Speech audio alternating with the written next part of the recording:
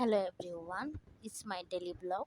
তো আজ আপনাদের সাথে শেয়ার করব আমি আজ দুপুরের লাঞ্চ। তো আজকে আমি রান্না করেছি মাছের মাথা দিয়ে, আলু দিয়ে, আর করেছি মাছ ভুনা। তো এখন আমি দুপুরের ডিনার খাওয়ার জন্য বসে গেলাম। তো প্রথমে আসলে আমি একটু ঝাল খাই, তাই আমার সব তরকারির মধ্যে একটু ঝালটা বেশি হয়। তারপর আমি কাঁচামরিচটাকে ভালো করে ডলে নিলাম, ডলে নিয়ে এবার মেখে একটা গড়াস মুখে দিচ্ছি। কি যে মজা হয়েছে আপনাদেরকে আমি বলে বোঝাতে পারবো না। আমি নিজের রান্নাটাকে নিজে প্রশংসা করতেছি। আসলে আমার থেকে আমার নিজের রান্নাটা অনেক ভালো লাগে। তারপর যখন মাছের মাথাটা খাওয়া শেষ হলো, তারপর নিয়ে নিলাম মাছ।